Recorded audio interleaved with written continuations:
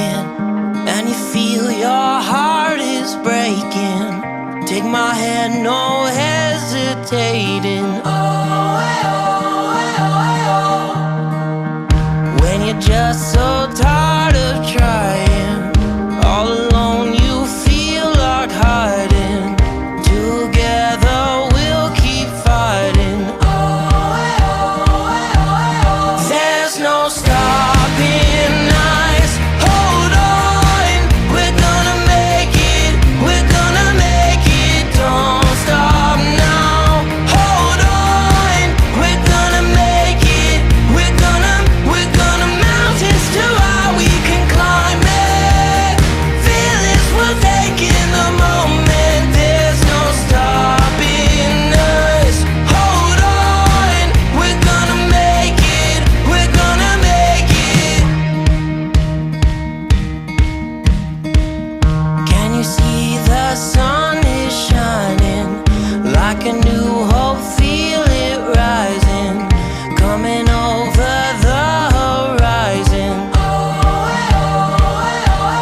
There's no stopping us. Hold on, we're gonna make it. We're gonna make it. Don't stop now.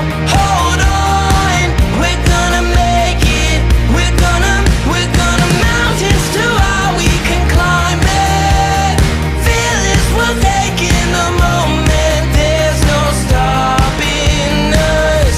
Hold on, we're gonna make it. We're gonna make it. Don't you give up, don't you give up on me. Don't you give up, don't you give up now.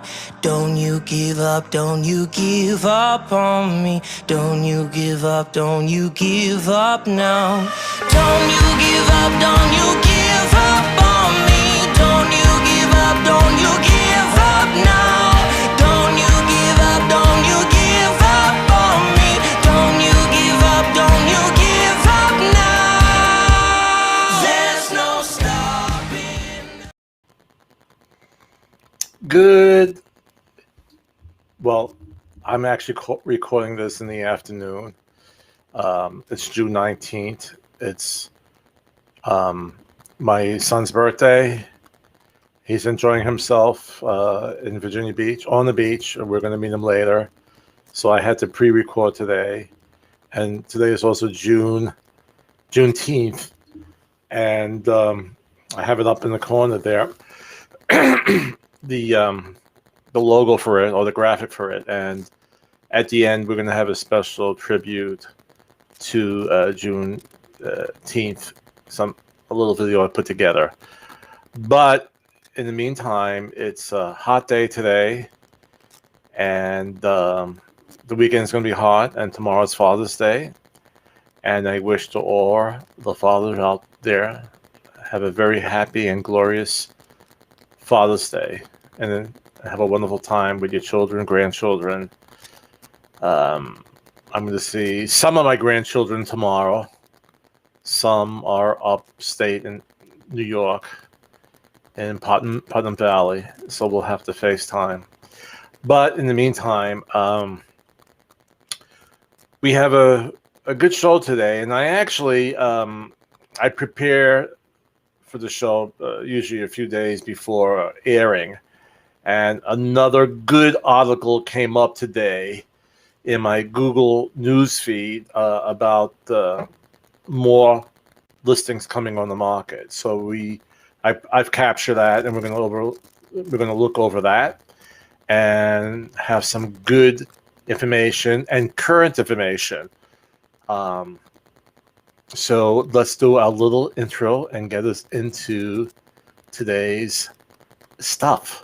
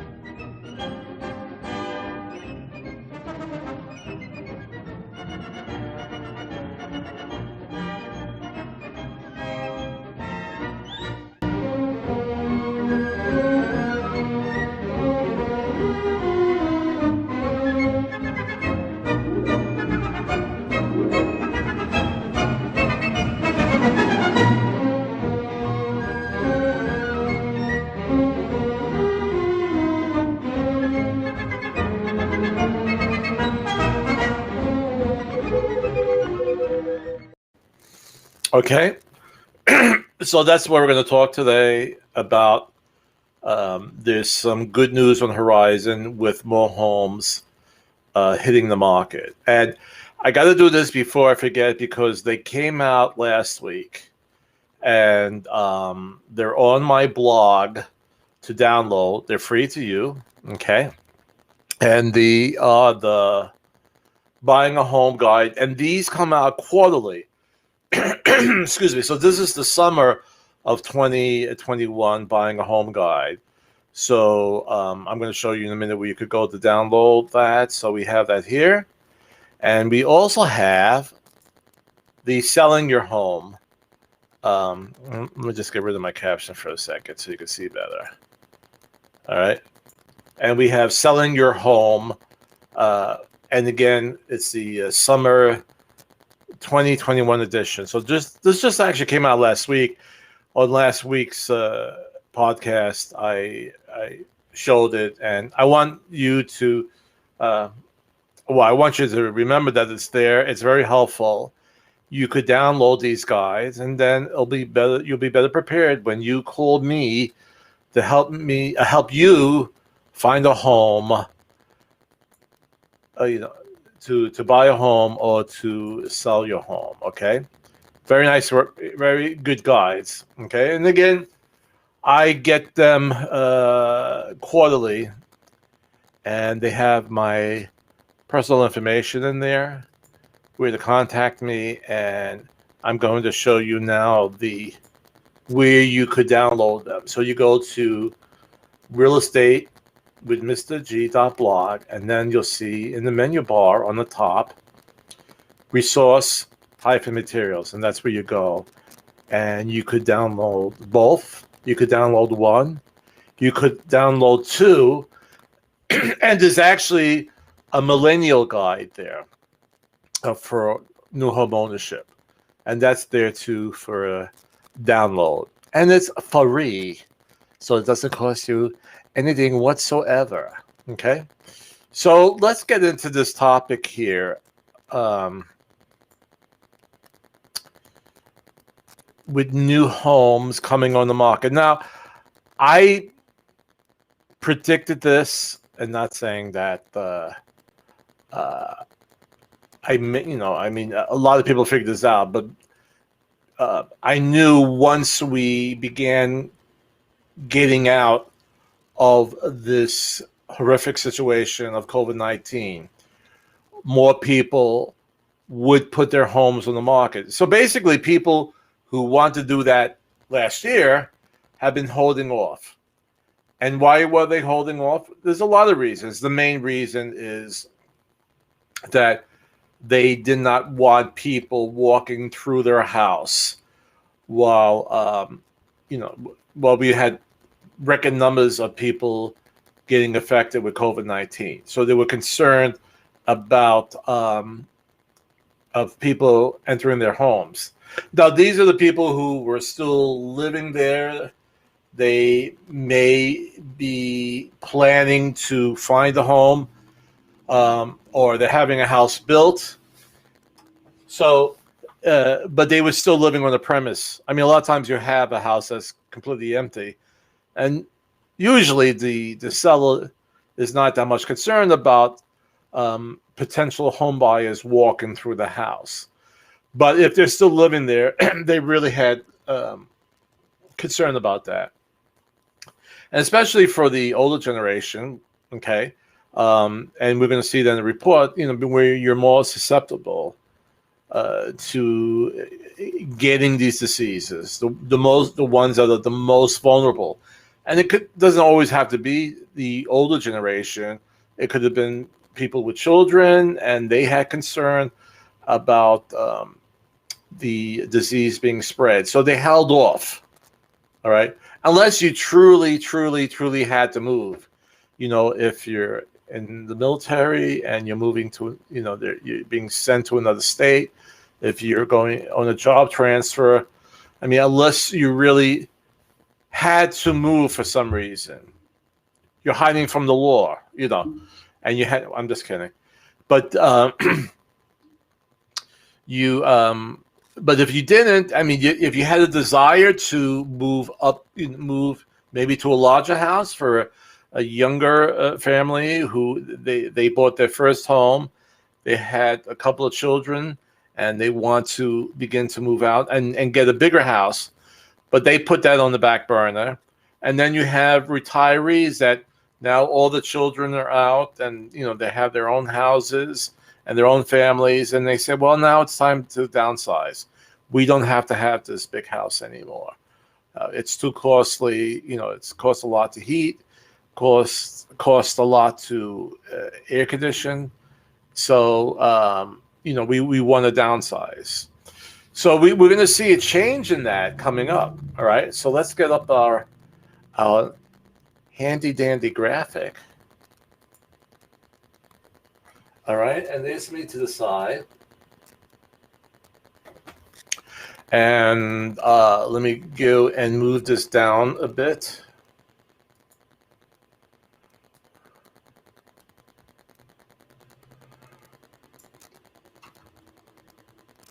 So if we look at this quote here,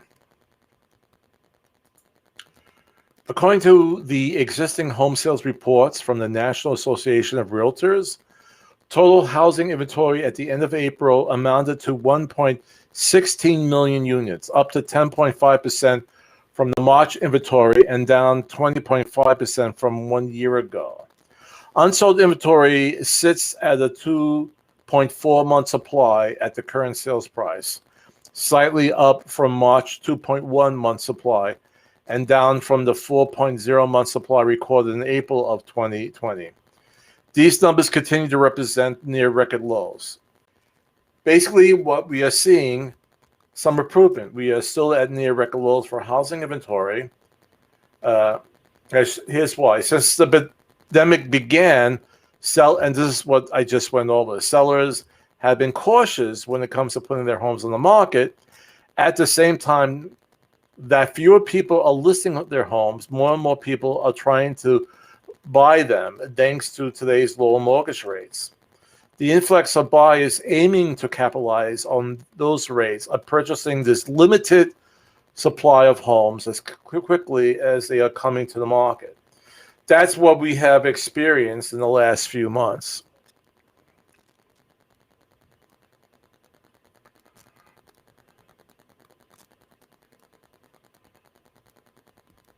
I'm just going to go down. I mean, this graph said you could go on my blog site, and let me make sure you could hear me, okay? Because I'm not sure if. Okay. This article is on my blog as well. All right, so you could go and look at all the different graphics. But here they're saying, despite today's low inventory, there is hope on the horizon.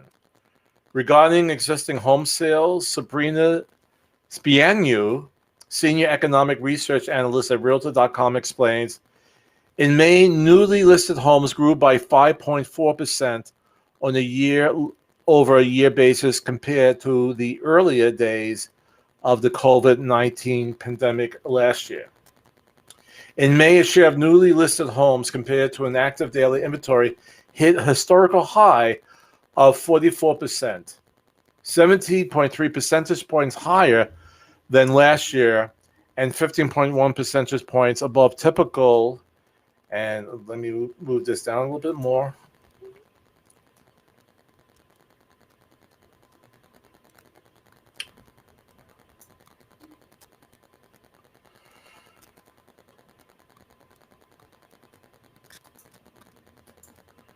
Levels seen in 2017 and 2019.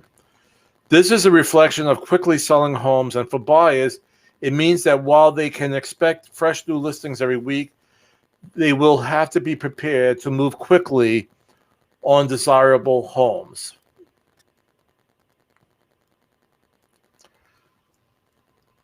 And going down to this, I apologize, I forgot to highlight this. I don't know if you see my mouse over here.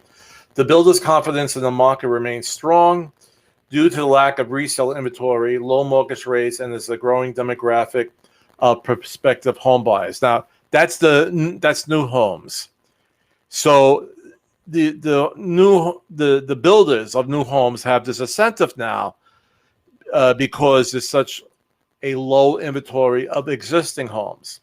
Now, the only problem that this article doesn't talk about is that the supplies that they need are in the shortage as well because of COVID-19, because of some factories or mills temporarily closing down or having a very limited staff, and this adds to it. Now, I've read some predictions. We need another about 6 months before home supply materials go back to normal.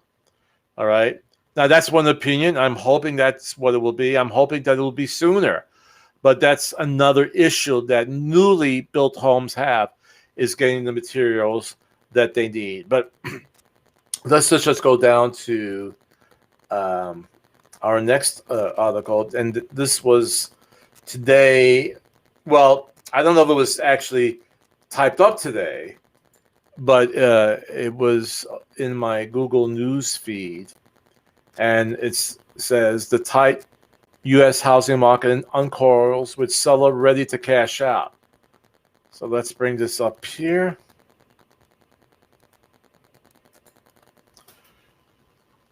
All right, and it came out a little bit smaller here. Let me see if I close myself out here for a second.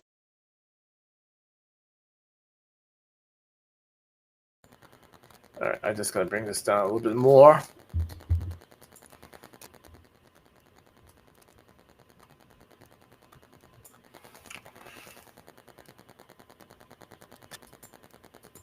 The number of U.S. homes for sale climbed 6.7% in early June. The other report had 6.4% from the same weekly period in May, according to House, an investment platform for home buyers. That was the biggest increase since COVID-19 lockdowns took hold last year. Listings rose in 54 of the 100 metropolitan areas measured, including the regions around Philadelphia, New York, Boston, Detroit, Denver, and Seattle. Sellers are saying it's time to let's make some money. An agent with eXp Realty, I'm an agent of the eXp Realty. I'm actually an associate broker, which had the biggest supply increase in houses data. With the world opening up again, the vast majority of people being vaccinated has given a new comfort level, and I'm going to assume the rest is going to say to sellers, to people. All right. And I just want to add this.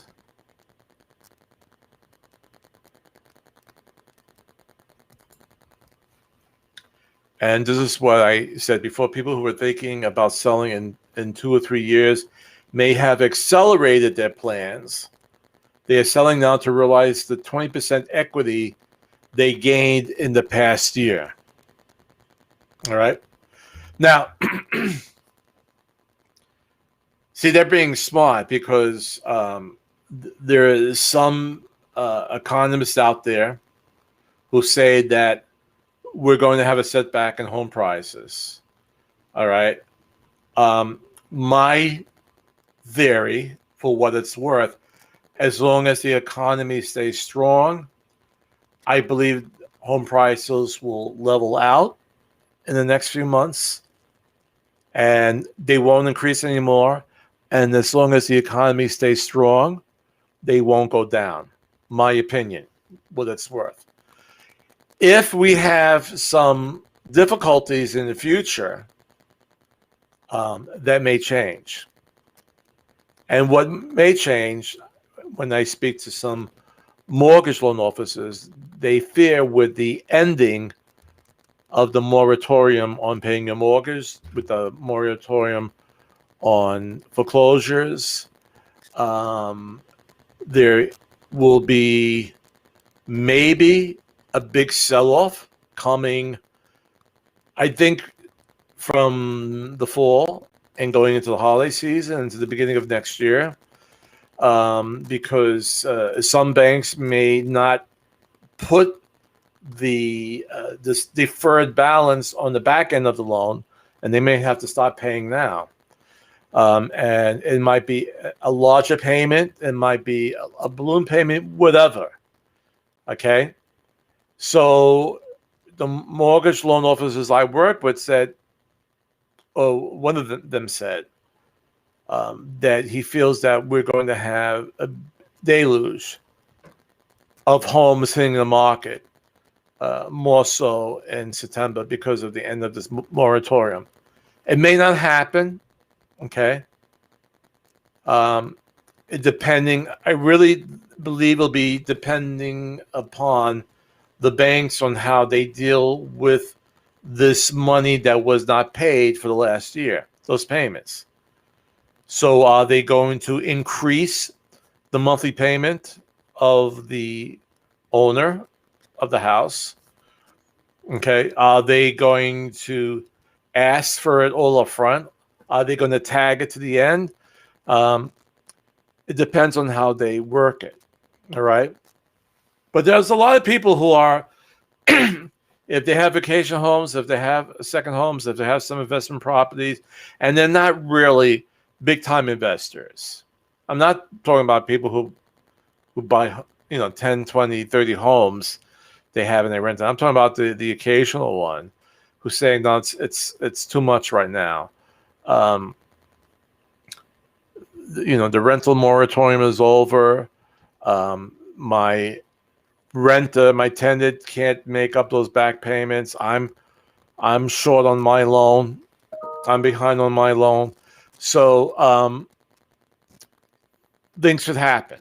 I'm trying to stay positive, but it depends on how the banks handle the deferred payments, and also depends on the economy. Let me just move this down. I think I highlighted one more thing here. Okay. And the ones who have held off selling, again, as I said before, these are mostly retirees. Pendleton said of her new seller clients, the lockdown has given people a whole new perspective about where they want to live, and they're missing their family. Okay? And a lot of people, I mean, it's so involved, this whole situation, because we had people who, if they were living in New York or even on the outskirts of New York, I think in this report it says like people moved to Allentown, to New Jersey, and they got the bigger homes for less amount of money. And, they could work from home. Maybe they have to go into the office 2 times a week, but it's better than 5 times a week, right? So a lot of the families who lived in the city where they grew up, right? The Brooklyn, Queens, the Bronx, Staten Island, who did I miss out? The Brooklyn, Queens, the Bronx, Staten Island, and New York City. Their children, let's say, because these people bought their houses in the 40s and 50s, they paid off. They're set, but now their family has moved out to New Jersey, to Pennsylvania, and they want to be close to them. So a lot is happening, a lot is going on. So it's going to be hard to really pinpoint which way it's going to go. I mean, I'm going to summarize it again and saying, if the economy goes strong, we're not going to see a drop in prices. Depending on the banking industry, how they deal with these defaulted payments, we may not see foreclosures on properties or a big sell-off of secondary properties, vacation properties, so forth. It all depends. But to keep positive, I think we're going to be able to work through it. I think it's going to be okay. I also would like to see President Joe Biden's tax incentive to go through, which right now he's proposing $15,000 for new home buyers.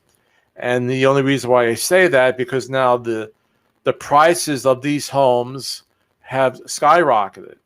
And for first-time home buyers, they might just not have the down payment to make it, or the closing costs.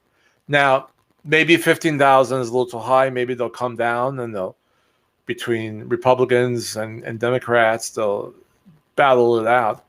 But I believe we need it just to help build up a middle class again. All right, to give first-time home buyers a chance to home ownership. All right, and that's what I'm going to say on that topic, I think. All right. But what we also have today, and this is nice, we have a question from one of my viewers. And let's see here.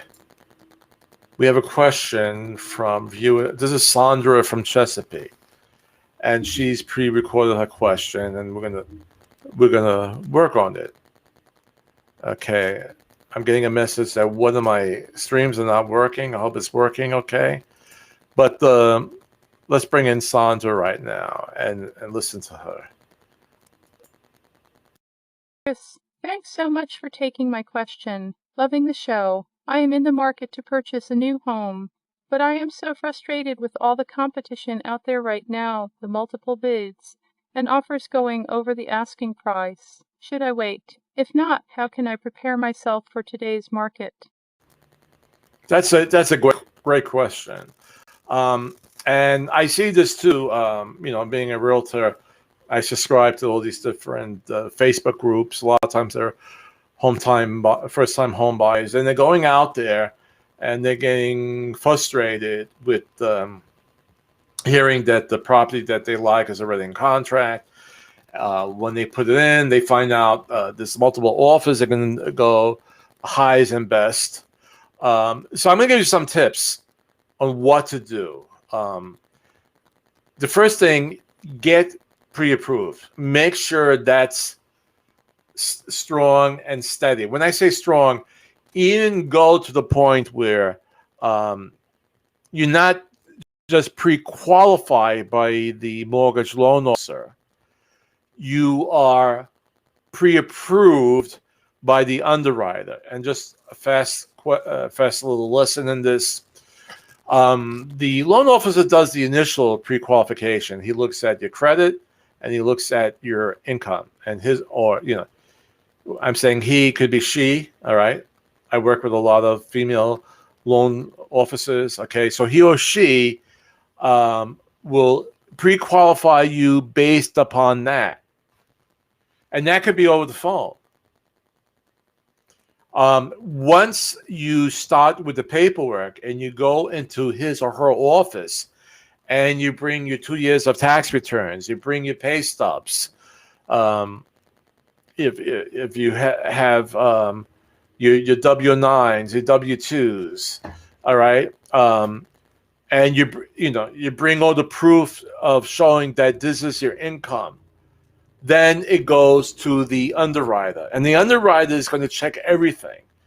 All right, he's going to dot the I's and cross the T's.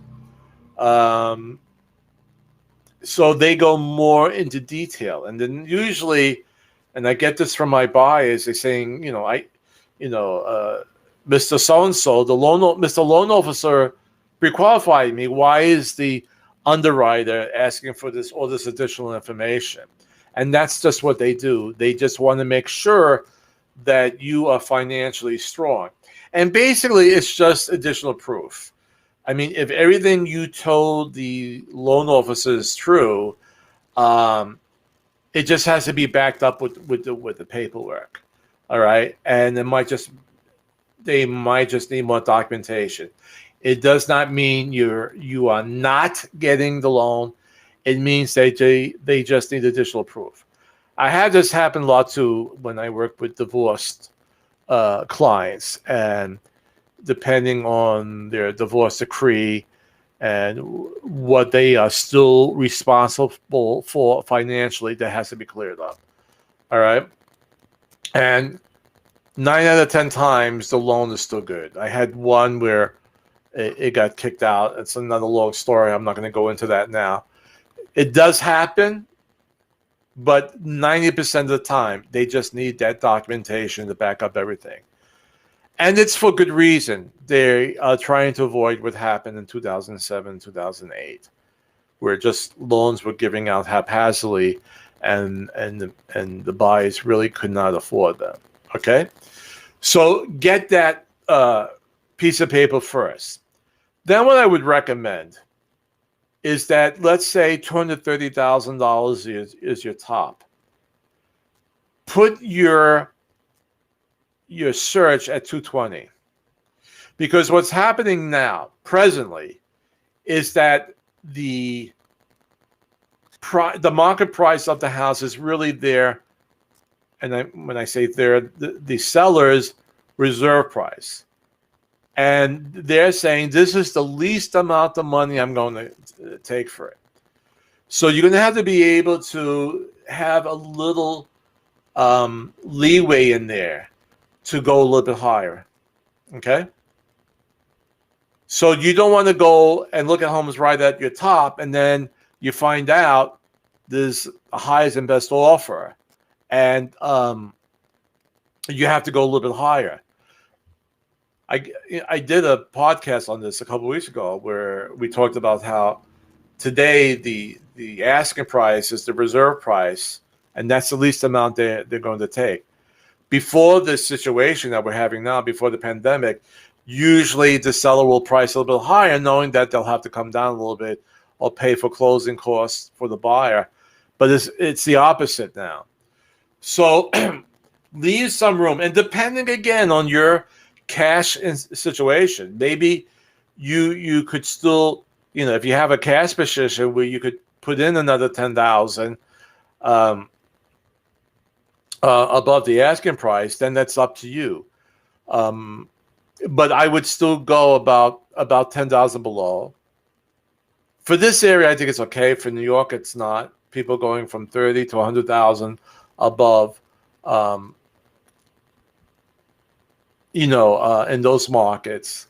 I think for Hampton Roads, if you do 10,000, it's enough. But I know someone's going to say, "Oh no, I have an example where someone gave 30,000 more."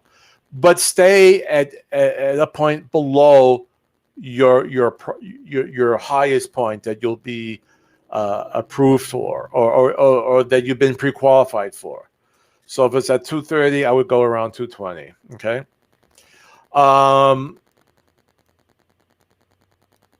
And as I found out from another real estate agent we're talking, you could use, with what's going on with everybody going above the asking price, you could use family money.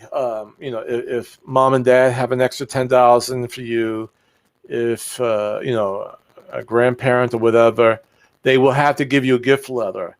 But if you need money to make up that difference, a lot of times it's going to be for the appraised value. Because again, even if you're bidding below your top amount, okay, we said 230 was your top amount, here's 220, okay, and you win it at 230, and then we find out that the house only appraised for 220, and the seller might keep to their guns and saying, no, I want 230. The bank will only finance the 220,000. Not going to finance 230,000. So you could go to, if you don't have the cash, you could go to family members. I guess you could go to a friend too. But they would have to sign a gift letter saying that this is not a loan. This does not have to be paid back. All right. So it does not add to your debt to income ratio. All right. So that's ways to go about it. So what I'm saying is be well prepared. Don't give up hope. As we discussed earlier, more homes should be coming on the market, but have all your ducks in a row. You can't, like a house, want to put a contract on it and you have not yet been pre-qualified or pre-approved. Get pre-approved now and then start looking. All right. And then stay a little bit below your top price and see if you can find homes in that area. And that's what I recommend for now. Things change. Like I said, hopefully we'll be getting more listings coming up in the next few months. And this craziness of these multi-bids and highest and best offers will end. Maybe not soon, but it might just lighten up a little bit. Okay? A little bit. That's my Robert De Niro impersonation. All right, I'm hearing from my new producer, William Burgess, that we might have a special guest artist and the or guest celebrity in the audience. Chris, great news. We have a famous celebrity in the audience. Nicknamed Bogey, this actor was an American film and stage actor. His performances in classical Hollywood cinema films made him an American cultural icon. In 1999, the American Film Institute selected this actor as the greatest male star of classic American cinema. Ladies and gentlemen, Mr. Humphrey Bogart.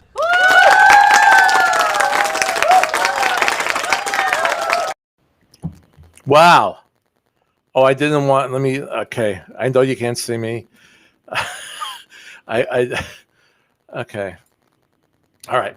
I wanted to get rid of the. Well, not rid of, but because I'm going to do a special tribute right now. Let me. I think this is it. Okay. No, we're. Okay.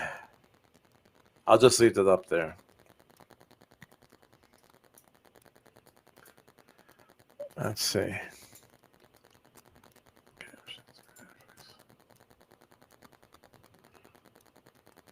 Just give me uno momento. Okay. All right. So that was great to have. I didn't know he was still around, but it was great having Humphrey Bogart in the audience. Thanks you so much for stopping by. All right. So we're at the end of our show, and today is Juneteenth or June 19th. And now it is a federal holiday, which is great. Should have happened a long time ago, but we got it going now. Okay. So I always end my show with let there be peace on earth, especially with what has happened within the last year, whether it was a pandemic, whether it was political. And I just think that we all need to bring peace on earth, okay? So I'm doing a little tribute to June 19th. And with a beautiful recording from the Oswego Choir, virtual choir from SUNY, which is a state college in New York State, my home state. And there's a beautiful rendition of it. So let's celebrate and cherish this new holiday. And let's make sure that what had happened in the past never happens again. So as I always say, the greatest power we have is to love. And the greatest gift is each other. Enjoy, and we'll see you next week.